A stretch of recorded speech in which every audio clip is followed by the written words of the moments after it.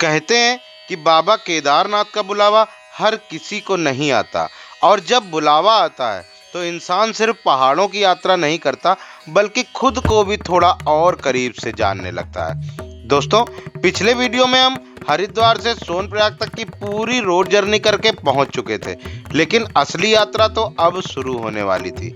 एक ऐसी यात्रा जिसमें ऊंचे ऊंचे पहाड़ थे, मंदाकिनी नदी का मधुर संगीत था, बदलता हुआ मौसम था, थकान थी, रोमांच था, और सबसे बढ़कर बाबा केदारनाथ के दर्शन की आस थी।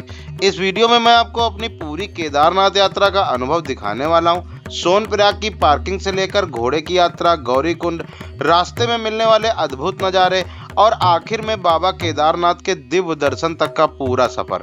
साथ ही मैं आपको कुछ ऐसी जरूरी बातें और टिप्स भी बताऊंगा जो आपकी यात्रा को आसान बना सकती हैं। तो वीडियो को आखिर तक जरूर देखिएगा, क्योंकि आगे जो दृश्य आप देखने वाले हैं उन्हें सिर्फ कैमरे में नहीं, दिल में भी महसूस किया जा सकता है। मैं हूं आपका दोस्त सौरभ, और आप देख रहे हैं आपका अपना YouTube चैनल सानिध्य ब्लॉग। अगर आपको यात्रा, तीर्थ और रोड ट्रिप से जुड़ी ऐसी ही वास्तविक जानकारी पसंद आती है तो वीडियो को लाइक जरूर कर दीजिएगा, अपने दोस्तों और परिवार के साथ शेयर कीजिएगा, और चैनल को सब्सक्राइब करके परिवार का हिस्सा जरूर बन जाइएगा। तो चलिए शुरू करते हैं बाबा केदारनाथ की इस अविस्मरणीय यात्रा को। हर हर महादेव।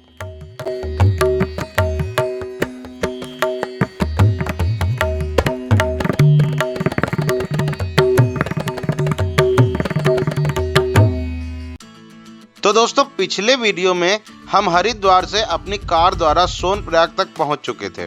हरिद्वार से सोनप्रयाग तक का पूरा रोड ट्रिप मैंने पहले ही चैनल पर अपलोड किया हुआ है, जिसमें रोड कंडीशन, महत्वपूर्ण पड़ाव, प्रयाग, धारी देवी टेम्पल और पूरी यात्रा की डिटेल्ड जानकारी दी गई है।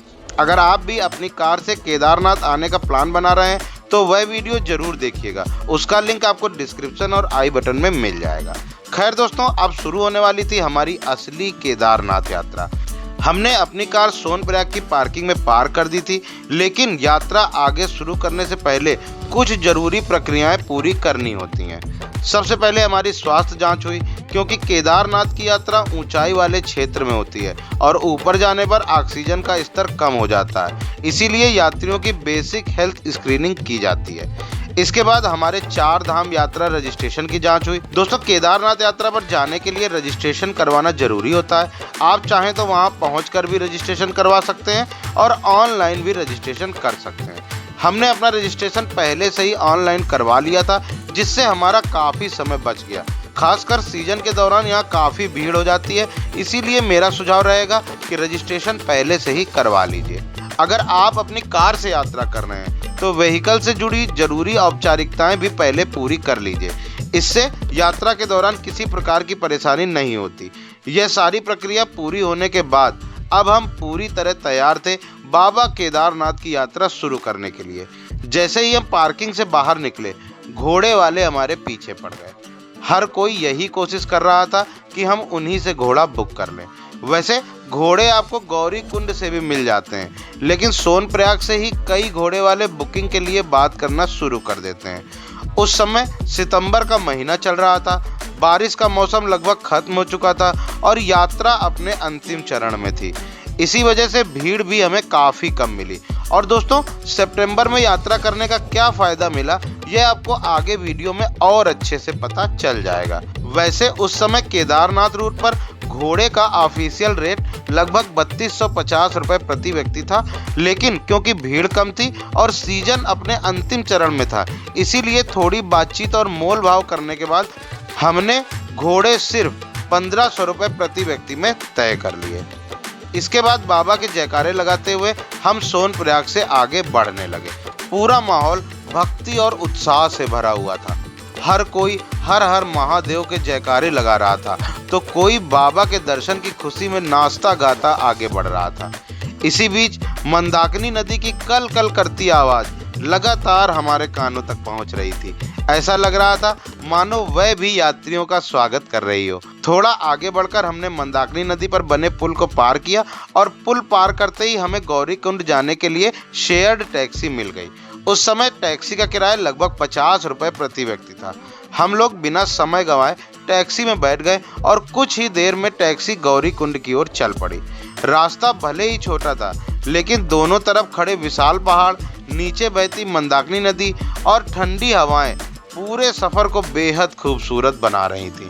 मन में बाबा के दर्शन की उत्सुकता थी और दिल में एक अलग ही खुशी महसूस हो रही थी।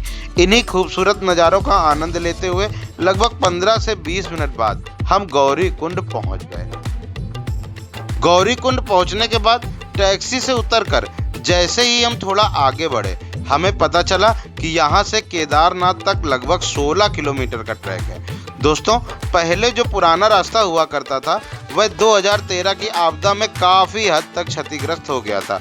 अब यात्रियों के लिए नया और सुरक्षित मार्ग बनाया गया है, जिससे होकर पूरी यात्रा की जाती है। खैर, हम लोग भी धीरे धीरे आगे बढ़ने लगे, लेकिन हमारे साथ जो लोग थे उनकी एक खास आदत थी, उन्हें भूख बहुत जल्दी लग जाती थी।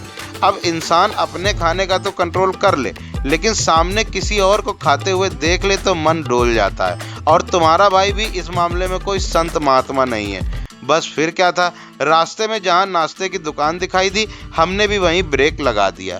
चाय, मैगी और जो कुछ भी उपलब्ध था उसका आनंद लिया। अच्छी बात यह लगी कि वहाँ खाने पीने की चीज़ों के दाम हमें सामान नहीं लगे। ऐसा नहीं लगा कि यात्रियों से बेवजह ज़्यादा पैसे लिए जा रहे हों।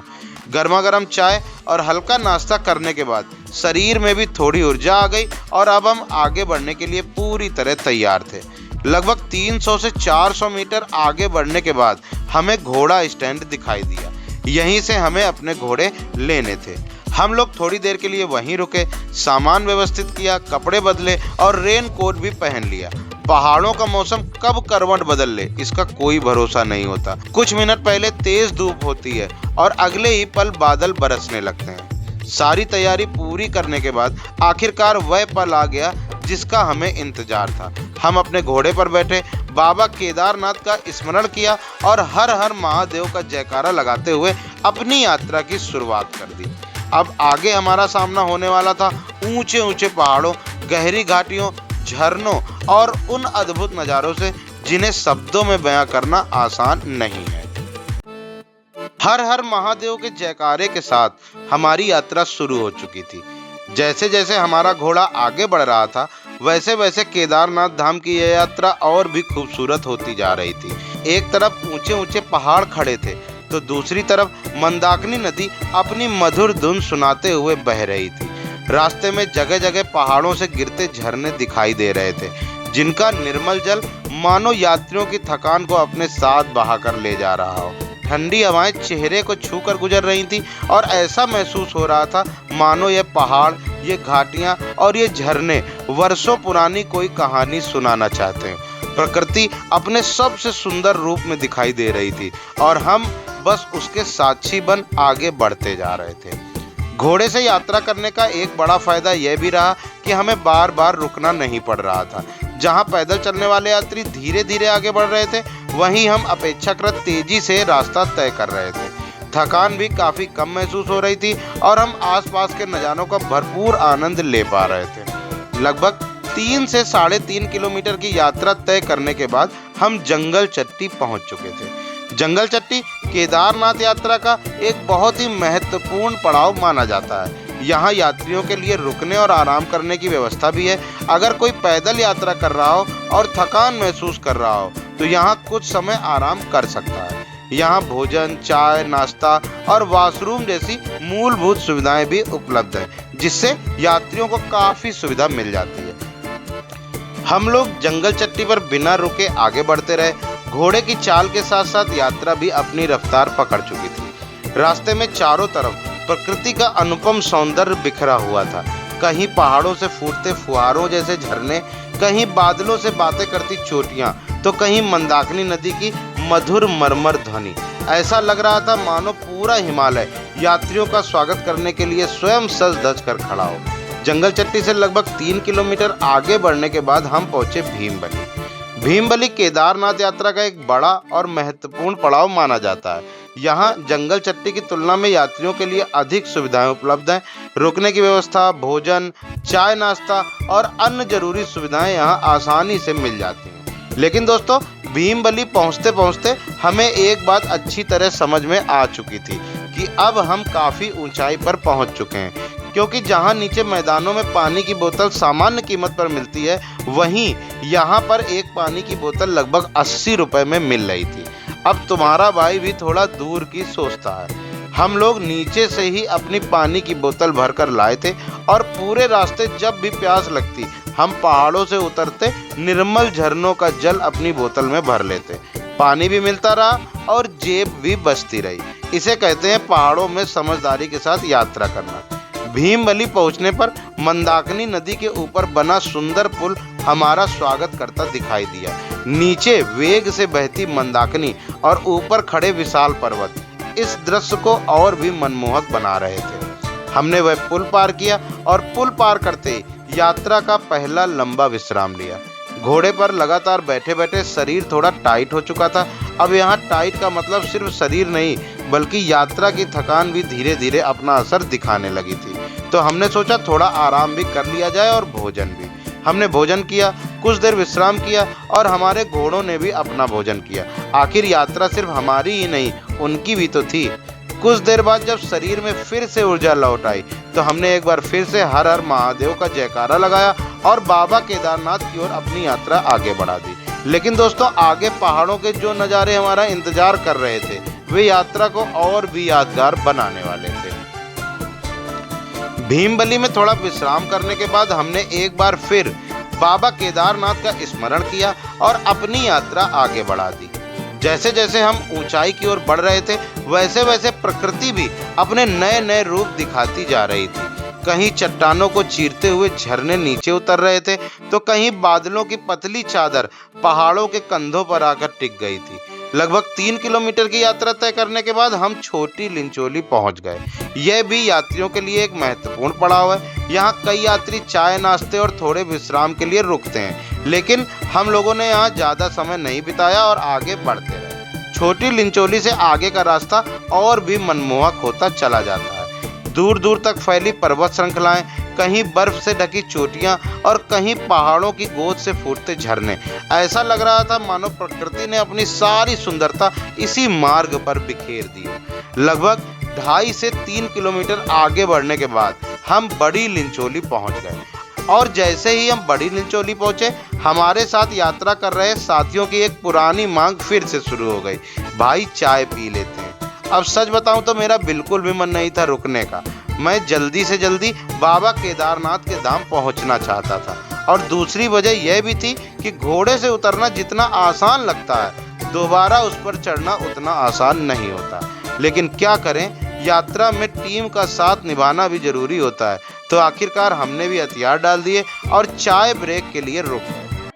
बड़ी लिंचोली पे रुके हुए हैं चाय वाय पीने के लिए। यहाँ से बाबा केदार की दूरी मात्र 5 किलोमीटर है। बस यहाँ पे दोस्तों क्या है ना, चाय जो हमें मिली है 20 रुपए की है। ठीक है, जेन्युइन प्राइस है और जो भी प्रिंट रेट है उससे डबल रेट पे सामान मिल रहा है और जायज भी है, क्योंकि घोड़े से चढ़ाने में इन सब चीजों में पैसे खर्च होते हैं। फिर भी ठीक है, तो मैंने यहाँ पे चाय पी लेते हैं, फिर यहाँ से आगे की तरफ निकलते हैं चाय पीकर। चाय का छोटा सा विराम लेकर हम फिर अपनी मंजिल की ओर बढ़ चले। लेकिन पहाड़ों का मौसम भी बड़ा निराला होता है। कुछ ही देर पहले जो आसमान शांत दिखाई दे रहा था, अब वही धीरे धीरे बादलों से भरने लगा था। काले बादल पहाड़ों की चोटियों पर ऐसे मंडरा रहे थे मानो किसी बड़ी वर्षा की तैयारी कर रहे हो। अब मन में यह भी विचार आने लगा कि काश थोड़ा जल्दी ऊपर पहुंच जाएं तो अच्छा रहे। तभी याद आया कि अगर हम चाय के लिए न रुके होते तो शायद अब तक आगे निकल चुके होते। लेकिन फिर मन ने यही कहा, जो कुछ भी हो रहा है बाबा की इच्छा से ही हो रहा है। हम आगे बढ़ते रहे। अब रास्ता पहले जैसा आसान नहीं रह गया था। नीचे से लेकर बड़ी लिंचोली तक बीच बीच में कुछ स्थानों पर रास्ता टूटा हुआ मिला था, जहां कभी भूस्खलन हुआ होगा। लेकिन बड़ी लिंचोली के बाद कई जगह रास्ता काफी ज्यादा खराब दिखाई देने लगा। कहीं पत्थर बिखरे पड़े थे, कहीं कच्चा रास्ता था और कहीं पहाड़ों से बहकर आया पानी रास्ते को काट चुका था। लेकिन घोड़े वाले भाई भी इन रास्तों के उस्ताद होते हैं। उन्हें पता होता है कि किस मोड़ पर कैसे चलना है और किस रास्ते से सुरक्षित निकलना है। वैसे दोस्तों, घोड़े पर बैठकर यात्रा करने की भी अपनी एक कला होती है। जब घोड़ा चढ़ाई कर रहा हो तो अपने शरीर का वजन थोड़ा आगे की तरफ रखना पड़ता है और जब उतराई आती है तो वजन थोड़ा पीछे करना पड़ता है। शुरुआत में यह सब थोड़ा अजीब लगता है, लेकिन कुछ समय बाद इसकी आदत पड़ जाती है। इन्हीं उबड़-खाबड़ रास्तों, बदलते मौसम और पहाड़ों के अद्भुत नज़ारों के बीच हम धीरे धीरे आगे बढ़ते रहे। अब हवा पहले से कहीं ज़्यादा ठंडी हो चुकी थी। बादल इतना नीचे आ गए थे कि कई बार ऐसा लगता था जैसे हम बादलों के बीच में यात्रा कर रहे हैं। और फिर कुछ समय बाद हम केदारनाथ बेस कैंप पहुंच गए। जैसे ही घोड़े वाले ने हमें नीचे उतारा, वैसे ही आसमान ने अपने बांध खोल दिए। अचानक तेज बारिश शुरू हो गई। हमने तुरंत अपना सामान संभाला और भागकर पास की एक दुकान की शरण ली।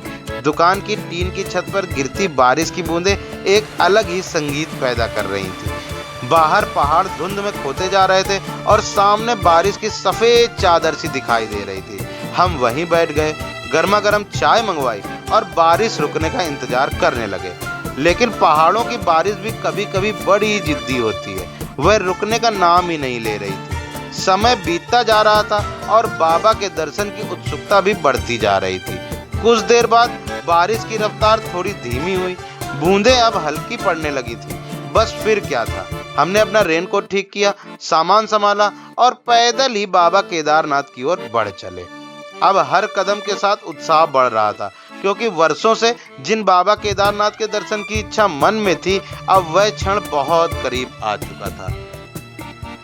आखिरकार हम केदारनाथ बेस कैंप पहुंच चुके थे। लंबे सफर, बदलते मौसम और पहाड़ों की कठिन राहों को पार करने के बाद मन को एक अलग ही सुकून मिल रहा था। ऐसा लग रहा था मानो मंजिल अब बस कुछ कदमों की दूरी पर खड़ी हमारा इंतजार कर रही हो। बेस कैंप पहुंचते ही सबसे पहले यात्रियों के लिए बने टेंट और रुकने की व्यवस्थाएं दिखाई देने लगी। यहाँ आपको साधारण टेंट से लेकर अच्छे होटल और कमरे तक कई विकल्प मिल जाते हैं। और सबसे अच्छी बात यह है कि बाबा के धाम के बिल्कुल पास भी रुकने की सुविधा उपलब्ध है। हम लोग भी सबसे पहले दर्शन की औपचारिकताएं पूरी करने के लिए रजिस्ट्रेशन काउंटर की तरफ बढ़े। यहाँ दर्शन के लिए रजिस्ट्रेशन दिखाकर टोकन लेना होता है। हमने अपना रजिस्ट्रेशन दिखाया और तुरंत दर्शन का टोकन ले लिया। अब मन में एक अलग ही उत्साह था। सामने बाबा केदारनाथ की पावन नगरी थी। चारों तरफ बर्फीले पर्वत थे। धाम में लगा विशाल ओम का चिन्ह दूर से ही श्रद्धा का भाव जगा रहा था। हमने वहाँ कुछ फोटो खिंचवाई, थोड़ी देर उस वातावरण को महसूस किया। इसके बाद हम लोग कमरे की तलाश में निकल पड़े। वैसे तो यात्रा के पीक सीजन में यहाँ एक कमरा लगभग 10 से 15 हजार रुपए में मिलता है, लेकिन हम लोग 15 सितंबर के बाद आए थे और भीड़ काफ़ी कम थी। इससे फ़ायदा हमें यह मिला कि थोड़ी देर तलाश करने के बाद हमें एक अच्छा और साफ सुथरा कमरा मिल गया, और सबसे अच्छी बात सिर्फ 2000 रुपये में। हम लोग कुल 5 व्यक्ति थे, इसीलिए यह हमारे लिए काफ़ी अच्छा सौदा था। हमने तुरंत कमरा फाइनल किया, अपना सामान रखा और बिना समय गंवाए बाबा केदारनाथ के दर्शन के लिए निकल पड़े।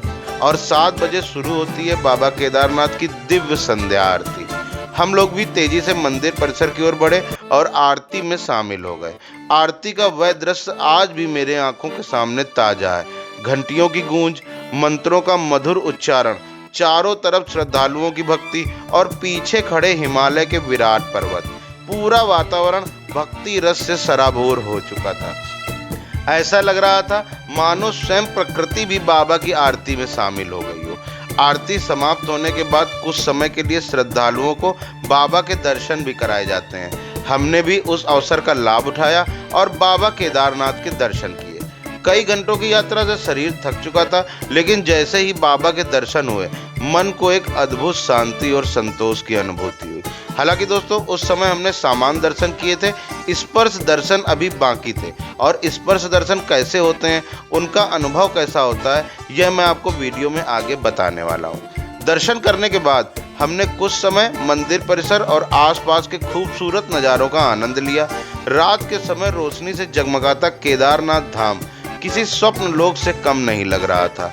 हमने कुछ फोटो और वीडियो बनाए, आसपास घूमे, और फिर अचानक एहसास हुआ कि अब भूख भी पूरी ताकत से दस्तक दे चुकी है। वहाँ कई छोटे छोटे रेस्टोरेंट और भोजनालय मौजूद हैं, जहाँ यात्रियों के लिए भोजन की व्यवस्था रहती है। हमने भी एक स्थान पर जाकर भोजन किया। वहां पर भोजन थाली की कीमत लगभग 300 से 400 रुपए तक रहती है। गर्मा गर्म भोजन करने के बाद शरीर को भी राहत मिली और फिर दिन भर की यात्रा, बाबा के दर्शन और पहाड़ों की ठंडी हवाओं के बीच हम अपने कमरे में लौट आए, क्योंकि अगले दिन की सुबह हमारे लिए और भी खास होने वाली थी। अगले दिन की सुबह हमारी पूरी यात्रा का सबसे विशेष और प्रतीक्षित क्षण लेकर आने वाली थी। स्पर्श दर्शन करने का मन लेकर हम लोग रात में ही तैयारी करके सो गए थे और फिर सुबह लगभग 3 बजे हम उठ गए। पहाड़ों की वह ठंडी सुबह, चारों तरफ सन्नाटा और दूर से सुनाई देती मंदिर की घंटियों की ध्वनि। पूरा वातावरण एक अलग ही आध्यात्मिक ऊर्जा से भरा हुआ था। हम जल्दी जल्दी तैयार हुए। लगभग सुबह 4 बजे मंदिर के बाहर लाइन में जाकर खड़े हो गए। लेकिन दोस्तों, हमें लगा था कि हम जल्दी पहुंच गए हैं। वहां पहुंचकर पता चला कि बाबा के भक्त हमसे भी ज्यादा उत्साही हैं। लाइन पहले से ही काफी लंबी लग चुकी थी। लगभग 4 घंटे के इंतजार के बाद सुबह करीब 8 बजे हमें बाबा के स्पर्श दर्शन करने का सौभाग्य प्राप्त हुआ। उस क्षण को शब्दों में बयां करना सच में आसान नहीं है। जब वर्षों पुरानी आस्था, लंबा सफर, कठिन चढ़ाई और मन की श्रद्धा एक साथ मिलती है, तब जो अनुभूति होती है उसे केवल महसूस किया जा सकता है, बताया नहीं जा सकता। दोस्तों, स्पर्श दर्शन सामान्यतः सुबह के 11 बजे तक ही होते हैं। इसीलिए यदि आप स्पर्श दर्शन करना चाहते हैं तो सुबह जल्दी पहुंचना बहुत जरूरी है। हमने जो स्पर्श दर्शन किए वे निःशुल्क थे। हालांकि यदि आप चाहें तो VIP दर्शन की सुविधा भी उपलब्ध रहती है, जिसका शुल्क लगभग 2000 रुपये प्रति व्यक्ति होता है। दर्शन करने के बाद मन पूरी तरह शांत हो चुका था। ऐसा लग रहा था जैसे सारी थकान, सारी चिंताएं और यात्रा की सारी कठिनाइयां कहीं पीछे छूट गई हैं। ऊपर पहाड़ों की चोटियों पर जमी हुई सफेद बर्फ सूर्य की किरणों में चमक रही थी। उन बर्फ से ढके पर्वतों को देखकर मन को एक ऐसी शांति मिल रही थी जिसे शायद शब्द कभी पूरी तरह व्यक्त नहीं कर सकते। ऐसा लग रहा था मानो हिमालय स्वयं ध्यान मग्न होकर इस पवित्र धाम की रक्षा कर रहा हो। दोस्तों, यहीं से भैरवनाथ मंदिर के लिए भी रास्ता जाता है। माना जाता है कि बाबा केदारनाथ के दर्शन के बाद भैरवनाथ जी के दर्शन करना भी शुभ होता है, लेकिन इस बार समय की कमी के कारण हम भैरवनाथ मंदिर नहीं जा पाए। अगर आप लोग इसी तरह प्यार और समर्थन देते रहे तो अगली बार जब बाबा केदारनाथ के दर्शन करने आऊँगा तब भैरवनाथ मंदिर की यात्रा भी जरूर करूँगा और पूरा अनुभव आपके साथ साझा करूँगा। अब समय था वापसी का। बाबा का आशीर्वाद लेकर, उन्हें मन ही मन धन्यवाद देकर और ढेर सारी यादें अपने साथ लेकर हमने लगभग सुबह 10 बजे उतराई शुरू कर दी। आते समय जिस रास्ते को देखकर मन में उत्सुकता थी, अब उसी रास्ते से लौटते हुए मन में संतोष था, क्योंकि हम सिर्फ एक यात्रा पूरी करके नहीं लौट रहे थे। हम अपने साथ बाबा केदारनाथ की अनमोल यादें, आशीर्वाद और जीवन भर साथ रहने वाला एक अनुभव लेकर लौट रहे थे। दोस्तों, केदारनाथ यात्रा पर आने से पहले मैं आपको कुछ जरूरी बातें जरूर बताना चाहूँगा जो आपकी यात्रा को काफ़ी आसान बना सकती हैं। सबसे पहली बात, जैसे जैसे आप ऊंचाई पर जाते हैं ऑक्सीजन का स्तर कम होने लगता है, इसीलिए अपने साथ थोड़ा कपूर जरूर रखें। अगर कभी सांस लेने में परेशानी हो या ऑक्सीजन कम लगे तो घबराने की जरूरत नहीं है। पूरे रास्ते में जगह जगह स्वास्थ्य शिविर बने हुए हैं जहां आप अपना ऑक्सीजन लेवल चेक करवा सकते हैं और जरूरत पड़ने पर प्राथमिक उपचार भी ले सकते हैं। दूसरी बात, अगर संभव हो तो जून और पीक सीजन में यात्रा करने से बचें।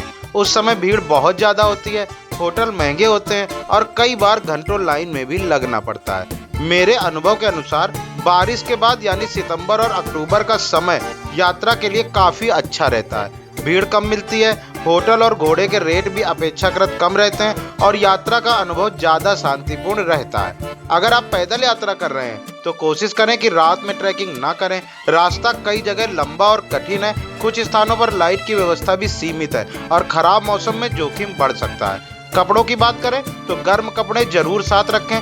दिन में मौसम सामान्य लग सकता है, लेकिन रात होते होते तापमान काफ़ी नीचे चला जाता है। जब मैं गया था तो रात में ठंड बहुत ज़्यादा थी और तापमान 0 डिग्री के आसपास महसूस हो रहा था। इसीलिए जैकेट, गर्म कपड़े, टोपी और दस्ताने जरूर साथ रखें। सबसे जरूरी चीज़, रेन कोट जरूर लेकर जाएं। पहाड़ों का मौसम कब बदल जाए इसका कोई भरोसा नहीं होता। धूप वाले मौसम में भी कुछ ही मिनटों में बारिश शुरू हो सकती है, इसीलिए रेनकोट आपकी यात्रा का सबसे उपयोगी साथी साबित हो सकता है। इन छोटी छोटी बातों का ध्यान रखेंगे तो आपकी केदारनाथ यात्रा ज़्यादा सुरक्षित, आरामदायक और यादगार बन जाएगी। इसके बाद हम लोग बाबा केदारनाथ को प्रणाम करके वापस लौटने लगे। अब ना मन में जल्दी थी और ना किसी मंजिल तक पहुंचने की चिंता। अब तो बस रास्ते का आनंद लेना था और उन यादों को अपने साथ समेटना था जो इस यात्रा ने हमें दी थी। उम्मीद करता हूँ आपको भी हमारी ये पूरी यात्रा पसंद आई होगी। अगर आपने वीडियो यहाँ तक देखा है तो कमेंट करके जरूर बताइएगा कि आप ये वीडियो भारत के किस शहर या किस राज्य से देख रहे हैं। साथ ही यह भी बताइएगा कि इस पूरी यात्रा का कौन सा हिस्सा आपको सबसे ज्यादा पसंद आया। वीडियो पसंद आई हो तो लाइक जरूर कीजिएगा, अपने दोस्तों और परिवार के साथ शेयर कीजिएगा ताकि उन्हें भी केदारनाथ यात्रा की सही और वास्तविक जानकारी मिल सके। और अगर आप पहली बार चैनल पर आए हैं तो सानिध्य ब्लॉग को सब्सक्राइब करके हमारे परिवार का हिस्सा बन जाइए। मैं हूं आपका दोस्त सौरभ, फिर मिलेंगे एक नई यात्रा, एक नए अनुभव और एक नई कहानी के साथ। तब तक के लिए हर हर महादेव।